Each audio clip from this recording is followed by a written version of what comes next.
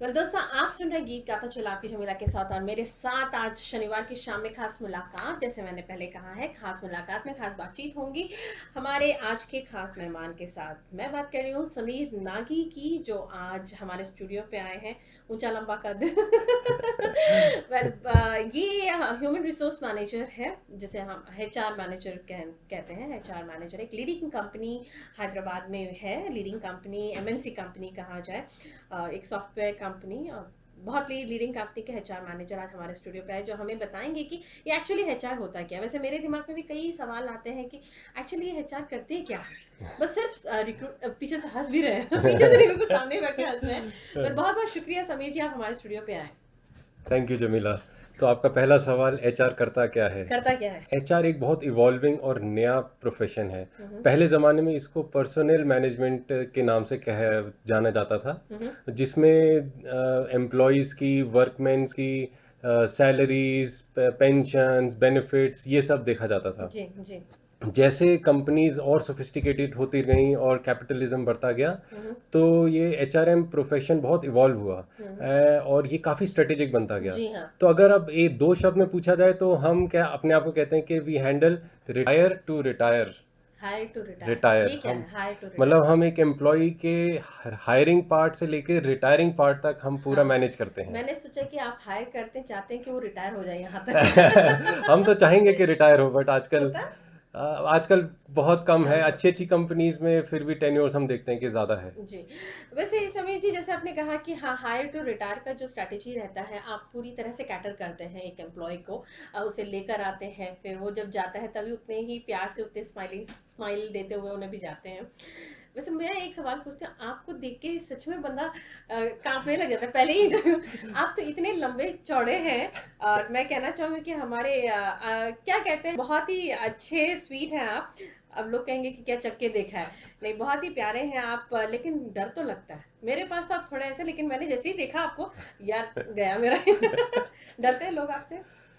शायद पता नहीं, पर हमारा यही काम है कि लोगों को एकदम से हम कूल कर दें और एकदम से रिलैक्स कर दें। हमारा हम्म। इंटरव्यूज़ में भी जैसे पहले होता था कि स्ट्रेस इंटरव्यूज़ होती थी, हाँ। अब हमारा आजकल लक्ष्य बड़ा चेंज हो गया है। हम चाहते हैं कि जब भी कोई एक कैंडिडेट आए, वो हम्म। बिल्कुल रिलैक्स हो जाए, बिल्कुल काम हो जाए। हम्म। बिकॉज जब वो कूल माइंडसेट से जब हमारे आंसर्स देगा, हम्म। तब हम उसको एक्चुअली में असेस कर पाएंगे कि वो एक्चुअल उसके बिहेवियर्स क्या रहे हैं। ओके।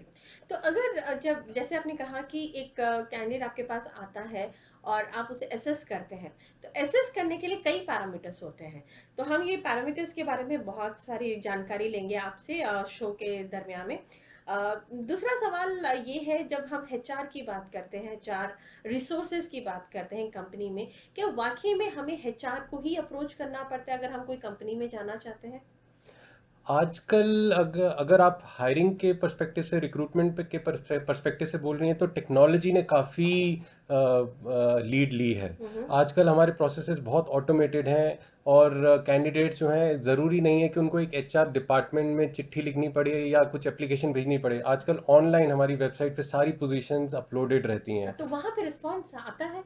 वहाँ पर काफ़ी कंपनीज में रिस्पांस आता है, कभी कभी ऑटोमेटिक रिस्पांस चले जाते हैं।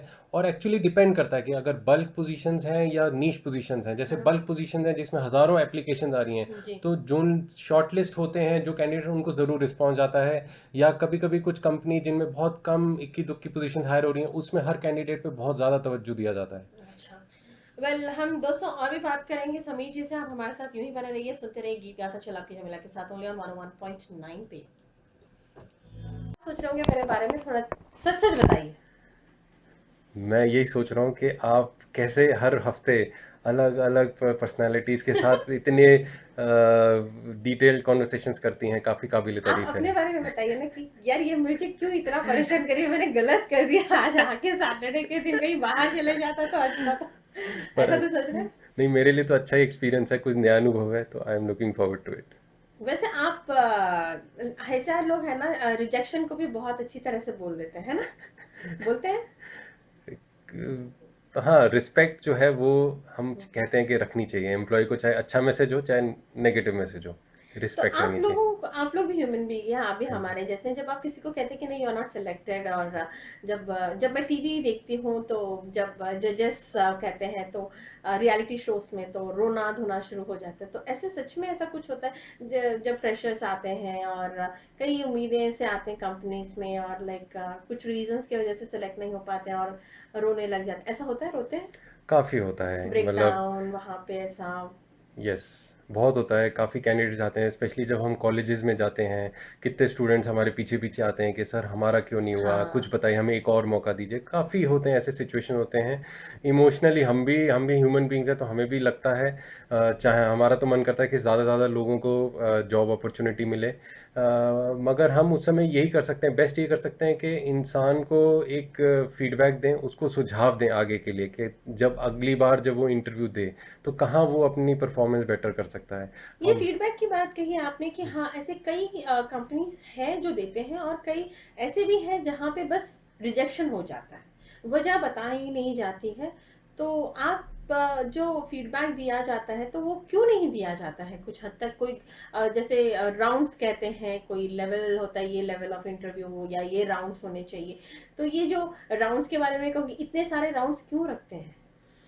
देखिए, इतना फिल्ट्रेशन, और आपको जब इतना क्रीमी ही चाहिए, तो फिर कहाँ मिलेगा? जब अ, आप लोग सिखाएंगे, अभी अगर हम कैंडिडेट को पूछते हैं, वो बोलते हैं यार जब मुझे मौका दिया जाएगा तभी तो मैं सीखूं, और आप कहते हैं कि नहीं, मुझे बना बनाया वाला कोई मिल जाए तो अच्छा रहेगा। देखिए, आपकी बात बिल्कुल सही है। आजकल कंपनी में काफ़ी है, बहुत ज़्यादा सिलेक्शन करते हैं, काफ़ी राउंड ऑफ इंटरव्यूज़ करते हैं, हम्म। क्योंकि ये पाया गया है कि इंटरव्यू जो है एक सबसे लीस्ट स्टैटिस्टिकली प्रूवन टेक्निक है। मतलब कि इंटरव्यू जो है, उसमें उसकी सक्सेस रेट बहुत कम है।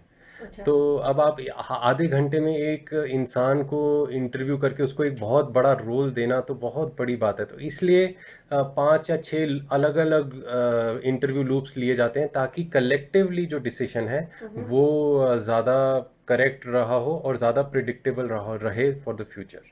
अच्छा, तो मतलब हाँ, 4-5 लोगों की अपनी अपनी राय दी जाती है, तो हाँ वो जी। एक एक कि हाँ, कि कैंडिडेट सही है। हाँ जी, उससे आगे, क्योंकि हायर करना बहुत आसान है। यहाँ पे बहुत लोग रहते हैं, बहुत एप्लीकेंट्स रहते हैं, हायर करना बहुत आसान है। मगर एक गलत हायर को करना, और फिर उसके बाद जो कंपनी को जो लॉन्ग टर्म में संघर्ष करना पड़ता है एक गलत हायर के लिए, उस गलत हायर के लिए भी, इंसान के लिए भी और कंपनी के लिए भी, टीम के लिए भी, वो बहुत ज़्यादा नुकसान हो जाता सबकी है। मेहनत। सबकी मेहनत खराब होती है, टीम का मोराल डाउन होता है, उस एम्प्लॉय का सेल्फ एस्टीम हर्ट होती है, कंपनी को नुकसान जाता है, टीम की परफॉर्मेंस हिट होती है।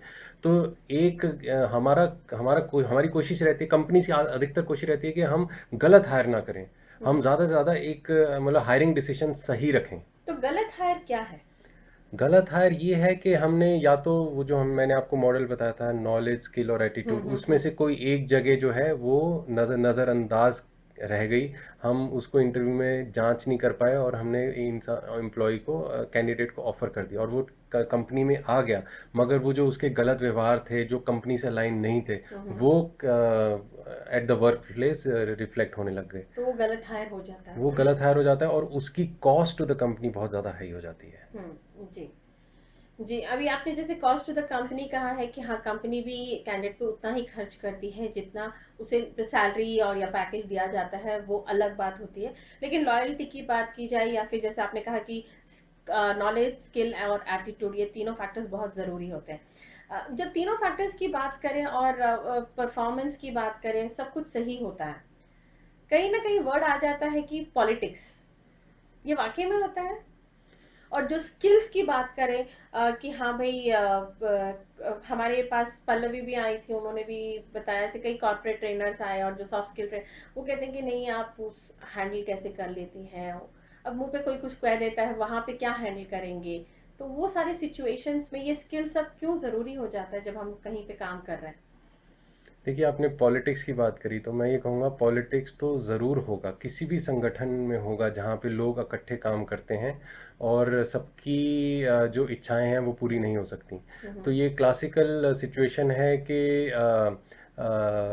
जो लोग चाह रहे हैं वो बहुत कम है, डिमांड सप्लाई की बात है। अच्छा। तो जब रिजल्ट्स या रिवॉर्ड सबको इक्वली नहीं दिए जाएंगे तो जो कुछ लोग हैं जो अपने अंदर कोर फियर्स हम कहते हैं, हम्म। कोर भय रखते हैं, इनसिक्योरिटीज रहती हैं कि हाय अगर मैं सेकंड आ गया तो, हाँ। हाय मुझे अगर प्रमोशन नहीं मिली तो, हाय मेरा अगर उस रोल में सिलेक्शन ना हुआ तो वो जो फियर जो उनको ड्राइव करता है, तो जिन लोगों की इंटेग्रिटी और एथिक्स थोड़े कम होते हैं वो फिर अलग टेक्निक्स यूज़ करते हैं। ये पॉलिटिक्स एक्चुअली अगर थ्योरी में देखा जाए तो पॉजिटिव पॉलिटिक्स भी होती है। जी। Politics is actually about an influence, driving an influence. अगर वो एक if it is harmful for someone else, अगर आप किसी के ऊपर पैर चढ़ के अपना इन्फ्लुएंस जमा रहे हैं और अपने फ़ायदे के लिए इन्फ्लुएंस ड्राइव कर रहे जी। हैं जो जी। कंपनी को नुकसानदेह हो सकता है, ला ला दैट इज़ रॉन्ग पॉलिटिक्स। और खुद के लिए खुद के लिए भी हो सकता है, बिकॉज आप चढ़ तो जाएंगे मगर अगर काबिलियत में कमी होगी कहीं ना कहीं आप एक्सपोज हो जाएंगे। भी। जी। जैसे आपने कहा कि जो फियर फैक्टर है कि मुझे ये नहीं मिला, मुझे ये नहीं मिला, मैंने कई बार गौर किया है, मुझे नहीं मिला लेकिन उसे मिला, हाँ जी। उसको दिया, वो कैसे आ गया, ये ज्यादा रहता है हम लोगों में। हाँ जी, ये एनवियस फीलिंग रहती है। कौन और सी फीलिंग रहती है? एनवियस, तो ये भी फियर रहता है कि अरे उसको मिल गया, मैं उसके साथ मेरा तो कंपैरिजन में। फैक्टर है ही नहीं, मेरा तो बात हाँ ही जी। नहीं है, हाँ जी। लेकिन यार उसे कैसे मिल गया, हाँ जी। वो हजम कैसे नहीं होता। प्रमोट हो गया, हाँ हजम नहीं। हाँ, ऐसा भी होता है। ऐसा भी होता है, होता है। हर जगह तो होता है। ऐसे कई इश्यूज, जैसे अभी वर्क फोर्स की बात की आपने, लोगों की बात की, तो अगर हेल्दी एटमॉस्फेयर बना के रखना है और खुद एक कैंडिडेट जब एचआर टीम में सेलेक्ट हो जाता है, कंपनी के लिए सेलेक्ट हो जाता है, तो ज्यादातर वक्त, और जैसे आपने कहा कि हर अपॉर्चुनिटी मिलता है तो वो मूव कर सकता है, तो एक हेल्दी लाइफस्टाइल और हेल्दी प्रोफेशनल लाइफ किस तरह से मेंटेन कर सकता है एक कैंडिडेट? एक कैंडिडेट हेल्दी लाइफस्टाइल मेंटेन करने के लिए उसको सबसे पहले तो खुश रहना पड़ेगा प्रोफेशनल लाइफस्टाइल। प्रोफेशनल लाइफस्टाइल में। और एक्चुअली जो टीम एनवायरनमेंट होता है, कंपनी का जो कल्चर होता है, वो भी काफ़ी रोल प्ले करते हैं। अगर मैनेजर बहुत अच्छा है, सबकी सुनता है, सबके एम्प्लॉयज़ को चैलेंज करता है, अच्छा काम देता है, फीडबैक टाइमली देता है, अगर मैनेजरियल स्किल्स बहुत अच्छे हैं, कंपनी का कल्चर मोटिवेट करता है एम्प्लॉयज़ को कि वो इनोवेट करें, क्रिएटिवली सोचें और अपने जो स्ट्रेंथ्स हैं उन पे प्ले करें, मतलब जिस जिस स्किल्स में मैं बहुत अच्छा हूँ मुझे वो काम मिले तो मैं बहुत खुश रहूँगा। जी। जी। तो जो कंपनीज ऐसे बहुत फोकस काम करती हैं, इनिशिएटिव्स लगाती हैं कि right people in the right job at the right time, ऐसी फिलॉसफीज रखती हैं, उसमें एम्प्लॉयज़ का खुश होना ज़्यादा पॉसिबल है। और जो कंपनीज एम्प्लॉयज़ के करियर डेवलपमेंट में फोकस करती हैं तो एम्प्लॉयज़ भी खुश रहते हैं। तो एम्प्लॉयज़ को ये है कि अपनी तरफ से भी पूरा फोकस करें, फोकस रहना चाहिए। फोकस रहना चाहिए, अपने काम पे फोकस करें, टीम में जो कहाँ कहाँ ज़रूरत है अपने आप को वॉलंटियर करें, अपने आप को एक्सपोज करें, चैलेंजेस लें, कंपनीज के लिए अच्छे अच्छे आइडियाज़ सोच के लाएं और मैनेजमेंट को प्रेजेंट करें। और अगर ऐसे करते रहेंगे तो वो भी खुश रहेंगे और कंपनी भी फिर उनका ख्याल रखेगी और पॉजिटिव एनवायरनमेंट ऐसे आएगा। जी। तो आप कहते हैं कि हमेशा एक एम्प्लॉय को अ, एक फोकस रखना चाहिए कि हाँ मुझे कंपनी में ये परफॉर्म करना चाहिए, एक टारगेट बना के रखना चाहिए कि हाँ मैं कुछ सालों के बाद यहाँ पे रहूँ या फिर नेक्स्ट कंपनी में, तो वो एक फोकस रहना जरूरी है। हाँ जी। बेशक चाहे जितने भी पॉलिटिक्स जैसे अभी हमारी बातें हुई वो सब होती रहती हैं, लेकिन फिर भी सरवाइव होना जरूरी है। हाँ जी। जब सरवाइव और सस्टेन की बात करते हैं तो एक एक एज आ जाती है जहाँ पर है ना सैचुरेशन आ जाता है, या चाहे वो कोई भी कंपनी में या फिर मैनेजर लेवल तक आ जाए, लेकिन कंपनी का तो एक ही हेड होता है, तो जो जो मेन हेड है वो एक ही है, और इतने 500 एम्प्लॉयज में से अगर कोई एक बनता है तो बाकी 499 लोगों का क्या होगा? तो जब एक एज आ जाती है, एक सैचुरेशन आ जाती है, बस बहुत हो गया, तो तब क्या करें? आप क्या कहते हैं एचआर मैनेजर होते हुए, इतने सालों का एक्सपीरियंस रखते हुए, बंदे को करना क्या चाहिए? बहुत अच्छा सवाल है, मुझे तो लगता है फिर कि बहुत अच्छा सवाल है ये दूसरा, यानी कि मेरे अभी 45 मिनट्स के इंटरव्यू में सिर्फ आपको 2 ही सवाल अच्छे लगे हैं। जी।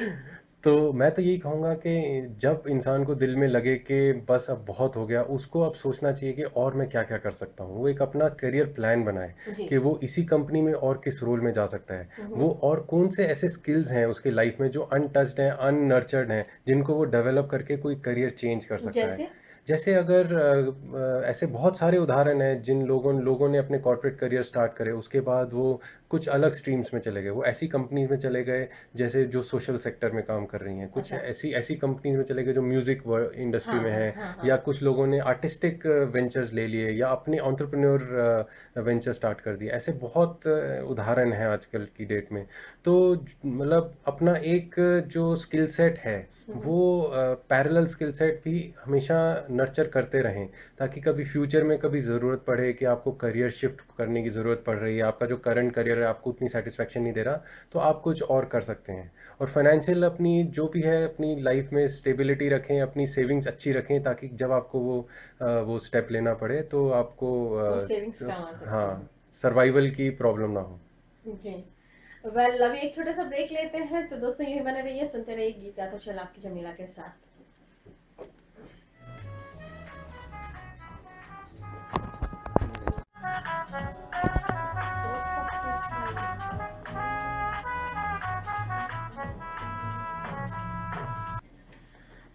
समीर जी से बात हो रही है। समीर जी कैसा लग रहा है आपको, मतलब पूरा अभी मैं आपका इंटरव्यू ले रही हूँ तो कैसा लग रहा है? कैसा लग रहा है? हमेशा मैं किसी की इंटरव्यू लेने के लिए यूज्ड टू हो चुका हूँ। फर्स्ट टाइम मेरी इंटरव्यू ली जा रही, तो बड़ा अच्छा लग रहा है फॉर अ चेंज। नहीं, आप लोगों की टाँग भी खींचते हैं इंटरव्यू टाइम? कभी कभी खींचते हैं और उनको पता भी नहीं चलता। पता भी नहीं चलता। वाह! वैसे एक तरफ से देखा जाए जो एटमॉस्फेयर और जो कल्चर और जो माहौल कंपनीज़ में रहते हैं, वो जो अपनापन रहता है, मिक्स्ड कल्चर, हर तरह के लोग आते हैं, फिर चाय पीते हैं, लंच करते हैं, तो वो अलग ही फीलिंग रहती है। वो कल्चर बहुत ही खूबसूरत रहता है, कई तरह के लोग काम करना and all. End of the day देखा जाए तो हर कोई अपने लिए, अपने रोज़ी रोटी के लिए ही मेहनत करता है। तो मैं जाने से पहले, अभी तो हमें जाना ही है, आपको अलविदा कहना 10 मिनट ही है। तो जब हम अपनी रोजी रोटी की बात करते हैं, हर कोई चाहता है कि वो एक अच्छा परफॉर्मर बने। लेकिन मुझे अभी अभी का भी एक डाउट आया, जहाँ पर आप रिजेक्ट करते हैं एक कैंडिडेट को, दूसरी कंपनी कैसे उसे सेलेक्ट कर लेती है? क्योंकि एक्चुअली कंपनीज में ही सबसे पहले तो एक अंतर है। जो हर कंपनी सेम एम्प्लॉयज़ को नहीं ढूंढ रही है, हर कंपनी अलग अलग एम्प्लॉयज़ को ढूंढ रही है, और अपने लाइफ साइकिल में भी डिफरेंट लाइफ साइकिल में अलग एम्प्लॉयज़ को ढूंढ रही है। एक्चुअली रोल रिलेटेड अगर हम कहें तो ज़्यादा एक्यूरेट रहेगा कि हम कंपनी जो है रोल्स के लिए हायर करती हैं। हम्म। तो एक लेकिन जब एम्प्लॉय हम अगर टेक्निकल ग्रेजुएट स्टूडेंट है और साइंस स्टूडेंट है, तो ही इज़ वेरी क्लियर, उसको पता है कि उसे क्या किस फील्ड में जाना है। जैसे अगर सॉफ्टवेयर इंजीनियरिंग करना है, या फिर अलग इंजीनियरिंग करनी है, या फिर एचआर में ही जाना है, तो ही इज़ वेरी क्लियर, उसका रिज्यूमे बनाया है। लेकिन एक कंपनी उसे रिजेक्ट कर देती है। लेकिन अगर वही कैंडिडेट से दोबारा पूछा जाए 1 हफ्ते के बाद में, तो वो दूसरी कंपनी में सेलेक्ट हो जाता है। तो प्रोफाइल सेम है, रोल सेम ही है, तो क्यों ये आ जाता है जब एक एक्स कंपनी सेलेक्ट नहीं कर पाती, वाई सेलेक्ट कर लेता है? इसके 2-4 कारण हो सकते हैं कि जैसे मैंने आपको बताया कि जो इंटरव्यू एक मैकेनिज़्म है, इंटरव्यू टेक्नीक जो है, सबसे पहले तो ये फुली स्टैटिस्टिकली वैलिड इंस्ट्रूमेंट नहीं कहते। हम अच्छा। अपनी टेक्निकल टर्म में कहते हैं कि अगर आपने इंटरव्यू बेसिस पे किसी को हायर किया है तो सक्सेस रेट 50 to 60% ही होगा। तो ऐसा ही है कि कोई गारंटी नहीं है कि कोई इंटरव्यू पैनल ने एक बंदे को अगर सिलेक्ट किया है, कैंडिडेट को सिलेक्ट किया, तो वो 100% करेक्ट डिसीजन है। ओके। और ये भी हो सकता है, मैं एक्चुअली दूसरा एक आपको ओपिनियन दे सकता हूँ, अगर आप एक ही कंपनी में अगर आप 2 पैनल्स के थ्रू सिमिलर कैंडिडेट्स को इंटरव्यू कराइए, ये भी गारंटी रिसर्च प्रूव कर चुकी है कि ज़रूरी नहीं है कि दोनों panels exactly same number of right, right. Candidate same candidates को सिलेक्ट करें। क्योंकि तो यहाँ पे भी हर इंडिविजुअल का एक अलग थॉट प्रोसेस रहता है, और वहाँ पे भी अलग एग्जैक्टली रहता है। और इसको हम टेक्निकल टर्म में कहते हैं इंटरव्यूअर बायस। अच्छा। ठीक है, तो जैसे अगर मैं मेरी कुछ स्पेसिफिक पर्सनालिटी ट्रेट्स हैं, तो मैं अपने जैसे लोगों की तरफ ज़्यादा आकर्षित होता हूँ। हाँ, हाँ, हाँ। ठीक है, तो मैं भी एक ह्यूमन बीइंग हूँ इस पूरे प्रोसेस में, तो तो मेरा यहाँ पे इंटरव्यूअर बायस भी पर्सनालिटी आ टू सकता है। पर्सनालिटी डिफर करता है, तो हमें हार नहीं माननी चाहिए। ऑन द होल एक कंपनी नहीं सेलेक्ट करती है तो कोई बात नहीं, दूसरी है। बिल्कुल हार नहीं माननी चाहिए, और बड़े बड़े दिग्गजों ने फेलियर सहे हैं, हाँ। अमिताभ बच्चन से लेके बड़े बड़े कलाकारों ने, तो हार नहीं माननी चाहिए, लगे रहना चाहिए। लगे रहना हर एक चाहिए। की एक कहीं ना कहीं दिशा और जगह होती है। कुछ अच्छा है कहीं और लिखा है। ज़रूर। तो चलिए, जाते जाते अगर फ्रेशर को अप्लाई करना है कंपनी में, तो किन 5 बातों का ख्याल रखना चाहिए? फ्रेशर को सबसे पहले तो ये अपना रिज्यूमे 2 पेज तक रखे। हुँ, हुँ। वो पहला टिप दूंगा।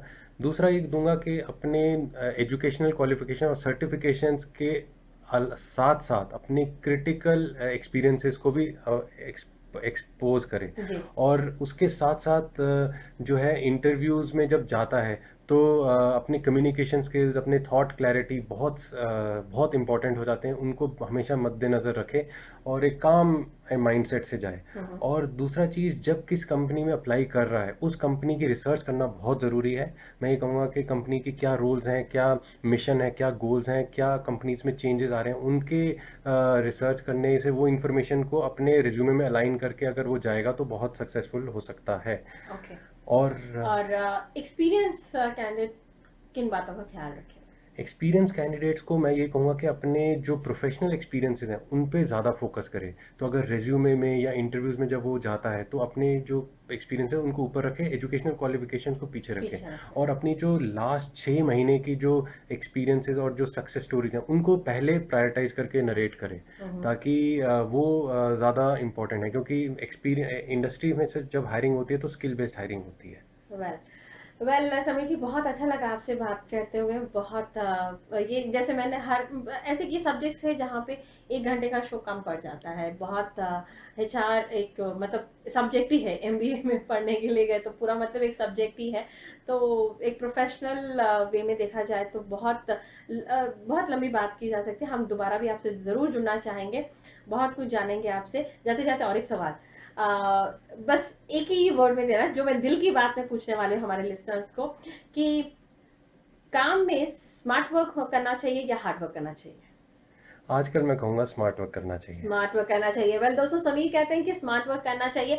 आप मुझे बताइए कि क्या सही है। कॉल करने के लिए नंबर है 23234821 एंड 22। मैसेज के लिए HTRV स्पेस आपका नाम और आपकी दिल की बात भेजिए 56060 पे। तो दिल की बात जमीला के साथ होंगे ऑन 101.9 पे। यूं ही बने रहिए सुनते रहिए ट्विन सिटीज रेनबो एफएम 101.9। बहुत बहुत शुक्रिया समीर जी। आखिरी गाना आपके लिए। Thank you.